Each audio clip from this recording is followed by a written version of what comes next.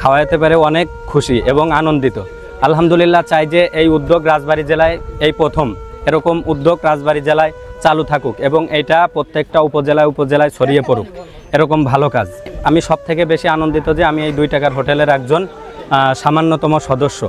আমাদের 2 টাকার হোটেলের বেশিরভাগ ক্রেতাই দেখা যায় নিম্ন শ্রেণীর, তারা দেখা যায় অনেক সময় না খেয়ে থাকে বা টাকা থাকে না, খেতে পারে না। স্টেশনের সাইডে অনেক শ্রমিক থাকে, বিশেষ করে আমাদের এই হোটেলে অতিথি হিসেবে তারাই আসে এবং আমাদের এই হোটেলটা কেউ খারাপ চোখে কখনো দেখে নাই।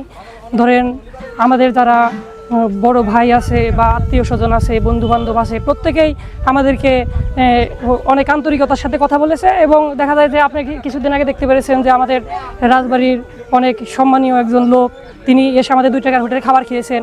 মানে সর্বোপরি দেখা যায় যে আমাদের রিলেটিভ সহ প্রতিবেশী এবং রাজবাড়ির অনেক লোকই আমাদেরকে দেখা হলে বলে যে তোরা যে উদ্যোগ